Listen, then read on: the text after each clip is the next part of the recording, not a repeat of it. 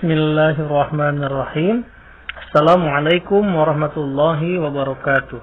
Alhamdulillahirabbil alamin. Assalatu wassalamu ala asrofil anbiya'i wal mursalin sayyidina Muhammadin wa ala alihi wa sahbihi ajma'in, amma ba'du. Alhamdulillahirabbil alamin. Anak-anakku, kita berjumpa kembali dalam pembelajaran PPKN yang mana masih dalam bab 2, yaitu bab 6, daerah dalam kerangka Negara Kesatuan Republik Indonesia di pertemuan kedua. Ya, insyaallah materi yang akan disampaikan langsung oleh Bapak sendiri, yaitu Tony Rifai SPD. Selamat menyimak. Proklamasi kemerdekaan bagi bangsa Indonesia memiliki makna yang dapat kita telaah dari berbagai aspek sebagai berikut.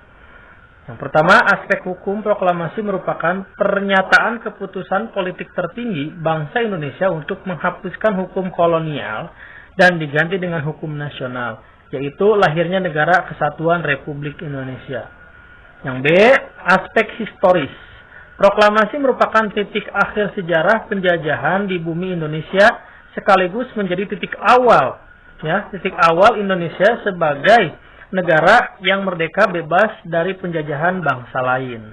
Kita terangkan dulu untuk kedua poin ini. Yang pertama, keputusan politik tertinggi untuk menghapuskan hukum kolonial. Maksud hukum kolonial itu, ketika itu negara Indonesia itu dijajah oleh beberapa negara, ya.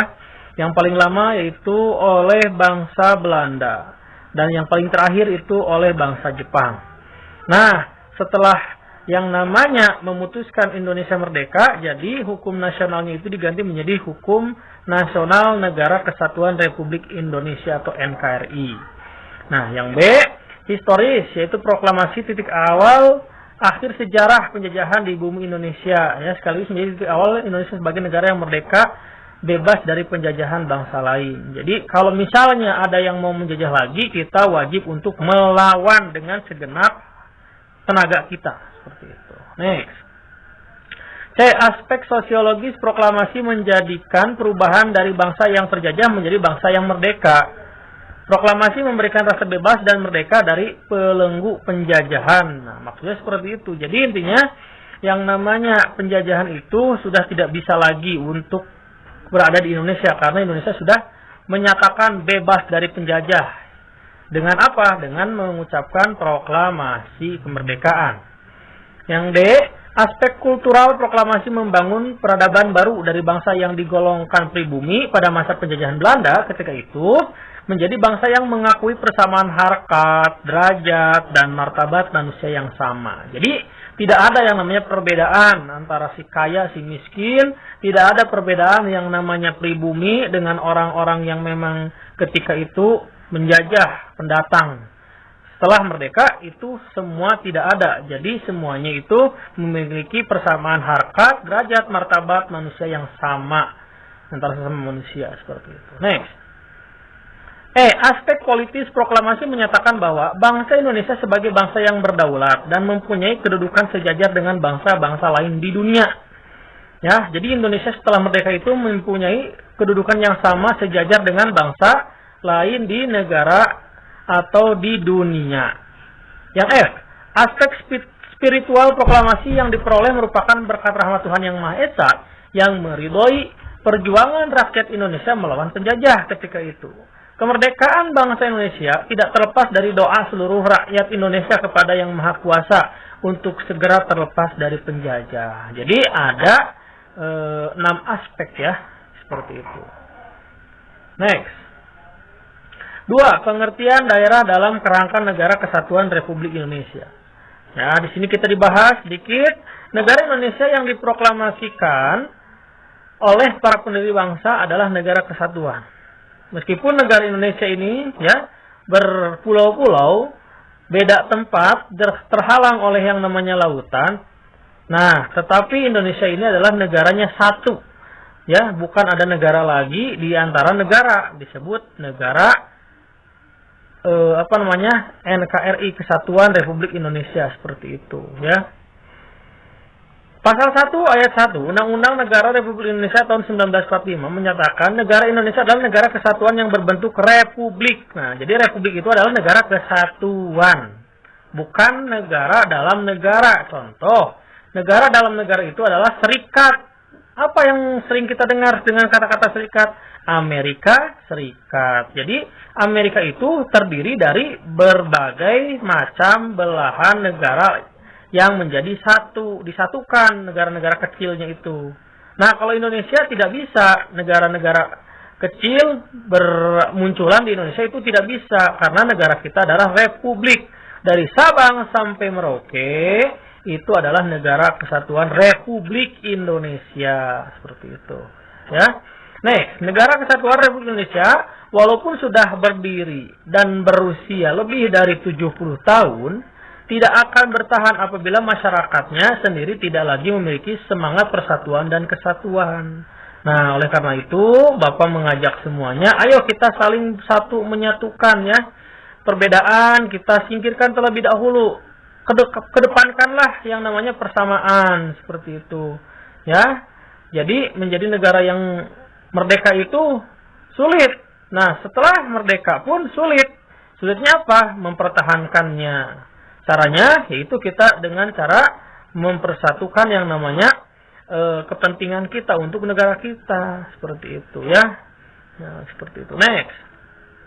Kemudian berkenaan dengan daerah-daerah istimewa, pada tanggal 18 Agustus 1945 di hadapan anggota PPKI, Supomo mengatakan, dan adanya daerah-daerah istimewa diindahkan dan dihormati susunannya yang asli. Akan tetapi keadaan sebagai daerah bukan negara, jangan sampai salah paham dalam menghormati adanya daerah. Nah, Supomo mengatakan, memang di Indonesia itu ada beberapa daerah yang diistimewakan seperti itu. Tetapi itu hanya sebuah daerah saja di Indonesia, tidak bisa menjadi sebuah negara. Kalau misalkan mereka menginginkan menjadi sebuah negara, haruslah kita mencegahnya dengan cara apa? Sekalian saja dengan memeranginya, gitu ya. Jadi tidak boleh daerah itu memerdekakan diri menjadi negara di Indonesia itu, tidak diperbolehkan. Next. Nah, terdapat 5 daerah di Indonesia yang menyandang status otonomi khusus atau istimewa. Apa saja? Pemerintah Aceh, daerah istimewa Aceh. Daerah khusus ibu kota Jakarta atau DKI Jakarta. Yang C, daerah istimewa Yogyakarta atau DI Yogyakarta. Provinsi Papua dan Provinsi Papua Barat. Nah, ini ada 5 ya. Next. Nah, ini slide terakhir.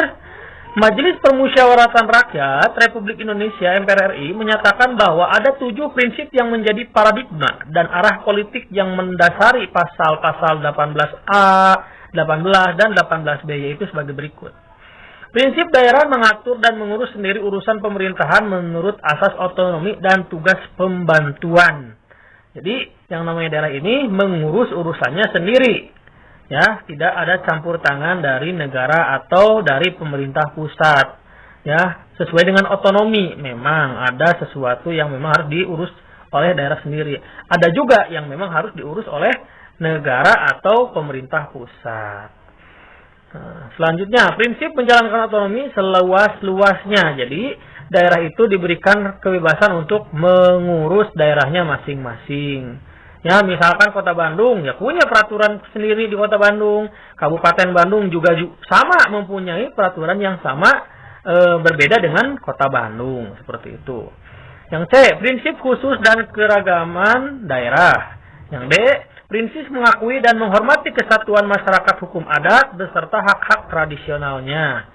Ya, biasanya di dalam suatu daerah itu ada yang namanya masyarakat tradisional, tidak boleh diganggu gugat. Contoh misalkan di daerah suku Baduy.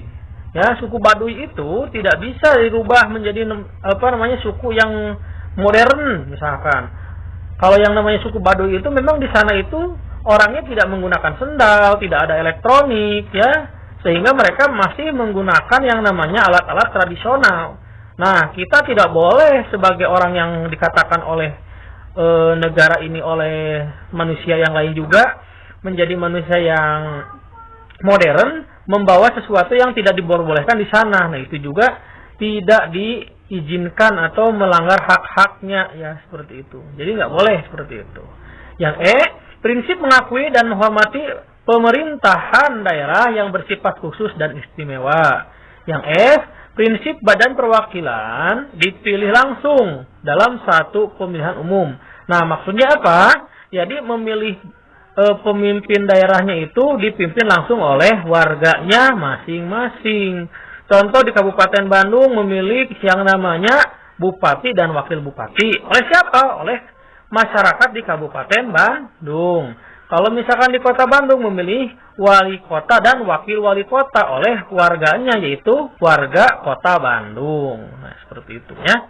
Yang G terakhir, prinsip hubungan pusat dan daerah dilaksanakan secara selaras dan adil. Jadi tidak ada tumpang tindih yang harusnya dikerjakan oleh daerah, negara mengambil alih. Tidak seperti itu. Sebaliknya, yang harusnya dilaksanakan oleh pemerintah pusat diambil alih oleh daerah. Nah, itu juga tidak boleh ya, karena udah ada garis-garis ketentuan yang memang harus melaksanakannya itu siapa. Nah, itu saja mungkin pertemuan untuk kali ini. Bapak cukupkan sekian. Di akhir penutup sedikit, yaitu jadilah manusia yang bermanfaat untuk manusia yang lain, seperti yang dikatakan dalam hadis, khairun nas anfa'uhum linnas. Baik-baik manusia adalah yang bermanfaat untuk manusia yang lain. Terima kasih. Tutup dengan hamdalah. Alhamdulillahirabbil alamin. Kurang lebihnya mohon maaf apabila dalam penjelasan Bapak ada yang kurang dipahami atau dimengerti ya. Tutup dengan doa akhir majelis. Subhanakallahumma wa bihamdika asyhadu alla ilaha illa anta astaghfiruka wa atubu ilaik. Wallahu muwaffiq ila aqwamit thoriq wa billahi taufiq wal hidayah. Wassalamualaikum warahmatullahi wabarakatuh.